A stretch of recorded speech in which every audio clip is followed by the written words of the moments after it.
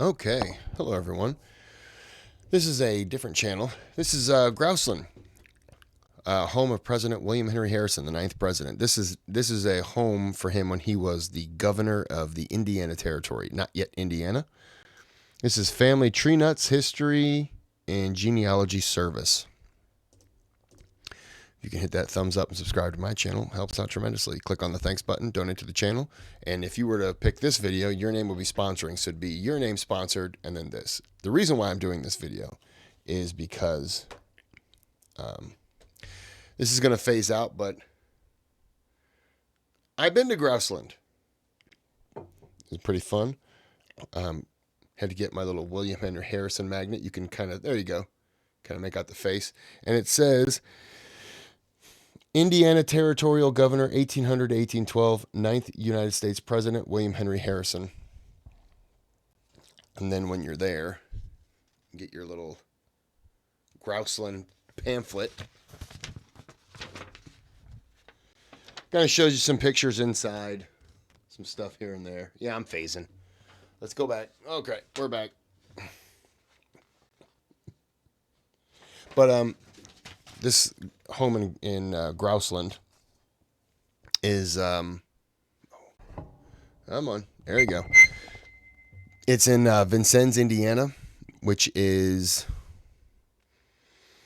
right next to the Illinois-Indiana border, kind of southern Indiana, southern Illinois area, and it's separated by the Wabash River. And about a mile away, I'm going to do another video after this one, but about a mile away is Fort Sackville, which was built by the French during the French and Indian War, taken over by the British after, and then taken over by the Americans at the Revolutionary War. And it was taken over by, it's not there anymore, but you can barely make it out, George Rogers Clark. I can't, because kind of, there you go, George Rogers Clark. And it's a monument now. It was dedicated to Clark in the The British flag would not be raised above Fort Sackville, February 25th, 1779 at 10 a.m. The garrison surrendered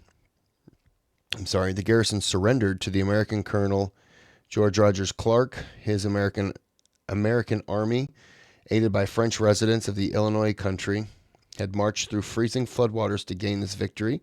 The fort's captures assured United States claims to the frontier, an area nearly as large as the original 13 states. When I do that video, I'll share a little. They have a video when you do that. But yeah, I'll share that. I've shared it before, but I'll share that in the other video. But it's brutal how he took over that fort. He was quite a warrior, but that's nothing to do with him. We're going to do this. I've never done this channel, so I don't know how good they are. I've never kind of decided to check in, so let's see.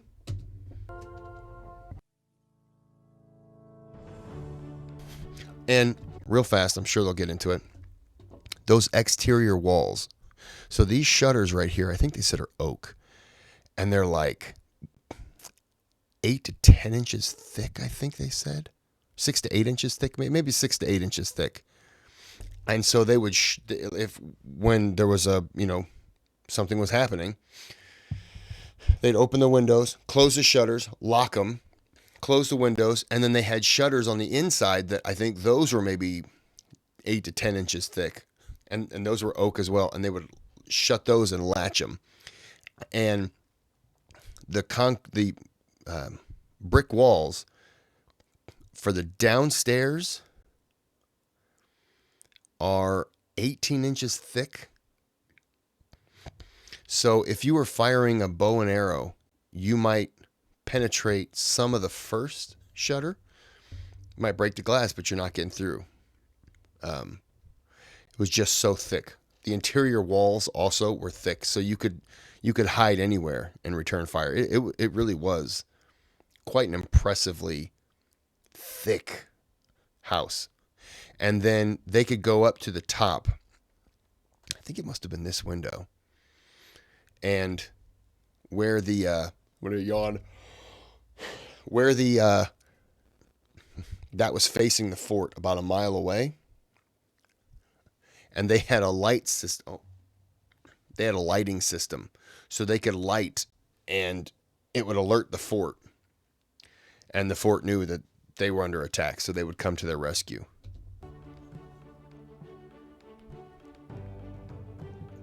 And sorry. Let me let it play for a minute. Somewhere in this area over here is where they say that the sit down with William Tecumseh Sherman. Yeah, the Native American, William Tecumseh Sherman. They had to sit down with Tecumseh. And they did, but it was it's now a parking lot. There's a little tulip garden there. I'm going to shut up. I apologize.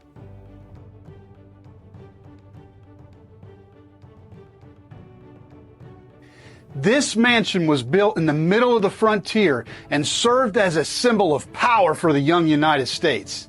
It doubled as a fortress due to the constant threat by those that wanted the new American pioneers out. It was the home of the Indiana Territory's first governor, William Henry Harrison, the proven military leader and eventual President of the United States. I'm going to take you on a tour of GROUSELAND and tell you about some of its rich history. Hey everybody, this is Colonel Carson with Family Tree Nuts, and recently we visited GROUSELAND and we're blown away by learning all that happened here, and I wanted to share its amazing history with all of you. At Family Tree Nuts, we build family trees for clients that either don't know how, don't have the time, or don't want to pay those expensive membership fees. We also make history videos all over the United States and a few countries, so if you like videos like these, be sure to subscribe to our channel and give us a thumbs up if you like this video. William Henry Harrison assumed his position as the first Indiana Territorial Governor on 10 January 1801, and soon after began his plans to build his home GROUSELAND. The home was built between 1802 and 1804 on the banks of the important Wabash River on Harrison's 300 acres of land in Vincennes, Indiana.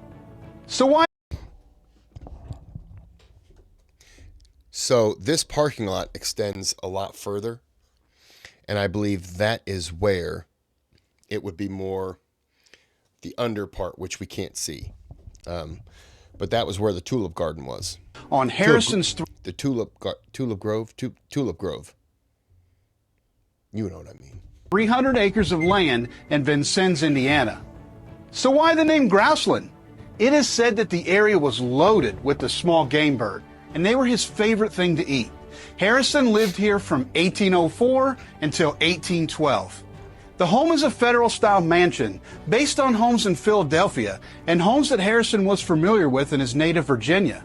It is the first brick home in Indiana and cost Harrison about $20,000 to build, which is about $500,000 today. I didn't realize he built it himself. I probably wasn't paying attention. My bad. The house was like none other in the area, and it was in the middle of the frontier. And it was said that Harrison built such a fine home to gain the respect that he needed as governor because he was only 27 years old. Now let's go take a tour of the inside. On the first floor, the house has a large foyer and a staircase that is said to be modeled after George Washington's Mount Vernon. Also found on the first floor is the parlor, which served as the council chamber to meet with important figures and conduct business. There's also a large dining room, library, and nursery. Two original portraits of Harrison are found here. The second floor has 6 bedrooms that were often occupied by guests on official business. The rooms are filled with period furniture, including many pieces that were I'm just in a terrible spot right now. Owned by the Harrisons, and many historical items related to the future president. The back bedrooms have cracks in the wall near the ceiling that are said to have occurred during Tecumseh's earthquakes, or the New Madrid earthquakes that took place in December 1811 and January and February 1812. Tecumseh had spoken of a sign that would come, that would announce that the time to unite and rise up against the whites had come. To thousands of Indians, these earthquakes were that sign. Most of the structures in the area were demolished during this time, but GROUSELAND stood, making it a symbol of power and strength for all to see. The basement is tall enough to stand up and is the size of the rooms upstairs. Most of the area was used for storage and servants' living areas, but for a time, Harrison's wife, Anna Sims Harrison, ran a school here. Throughout the home, and especially in the basement, visitors can see several oddities relating to the home. A special collection of things belonging to Francis Vigo, the Patriot spy, are also on display. And like I mentioned earlier, the home is also a fortress. Under the front porch is a storage area that is also a magazine.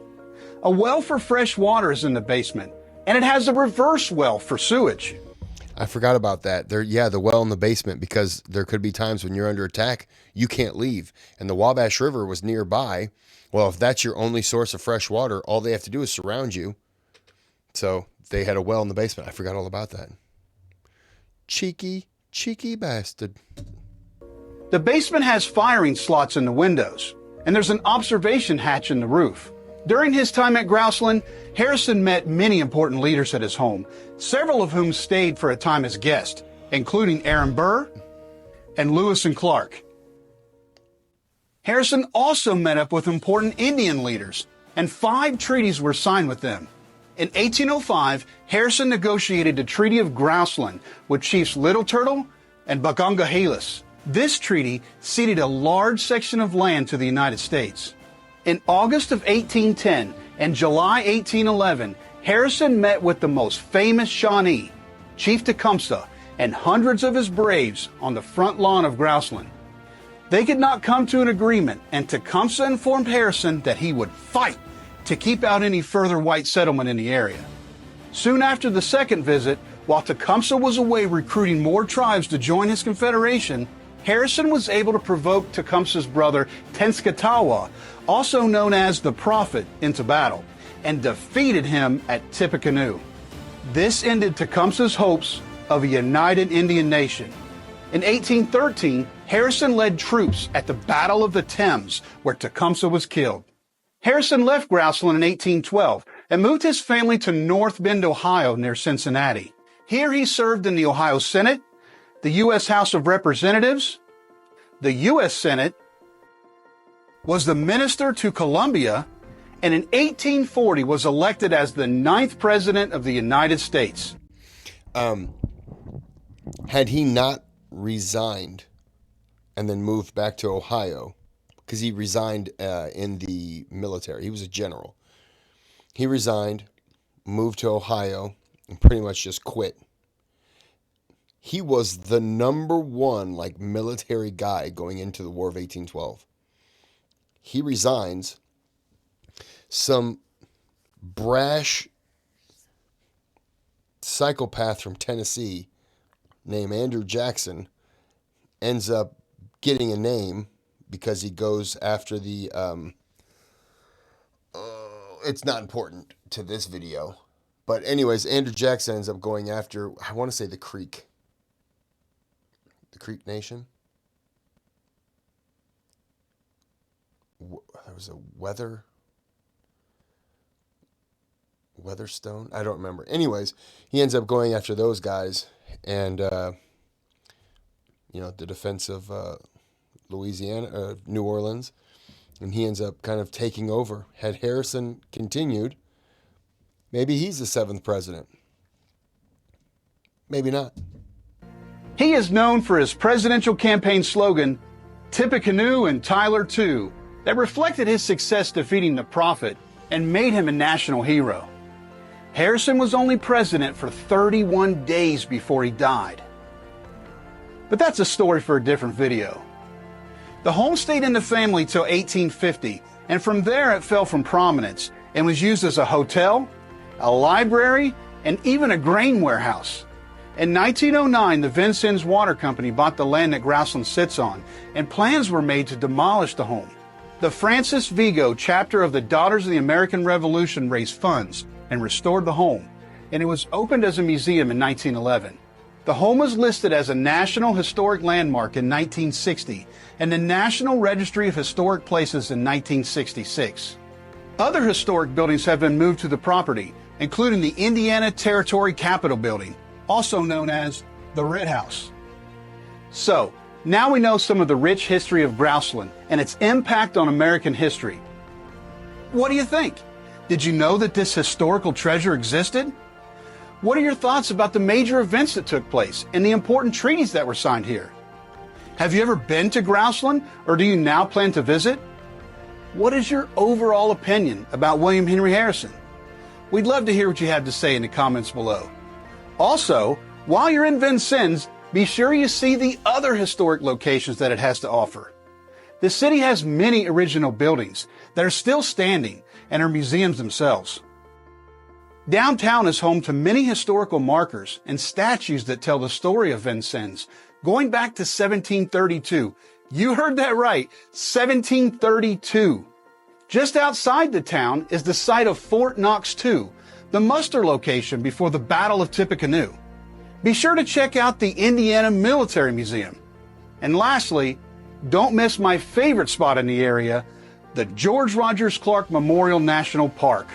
GRC was called the conqueror of the Old Northwest, but sadly it is said by many that he is the most forgotten hero in American history, and definitely one of my favorite characters. So, here we are at Grouseland, one of the homes of President William Henry Harrison, and a place with a tremendous amount of history. And remember, family tree nuts, let our nuts find the nuts in your family tree.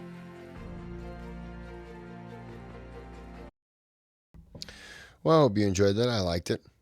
It's hard to find something on William Henry Harrison, especially with Grouseland. But yeah, it's pretty good. I didn't really have a whole lot of time when I went there to explore. I went there, I walked the house, walked the grounds, walked to some of the buildings nearby. Did not really go downtown, went down to Fort Sackville. The day that I went there, so it was dedicated by FDR, and it was also built as a nuclear fallout shelter. So somewhere I have pictures, and I got to go to the basement and in the bunker area. It was really weird. It was really weird. It was cool, but it was really weird. And then I left there. That was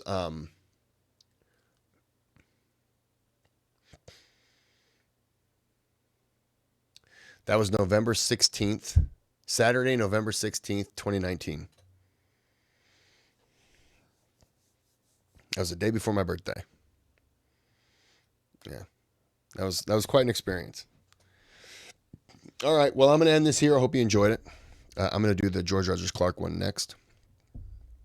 But until then, have a good day, have a good night.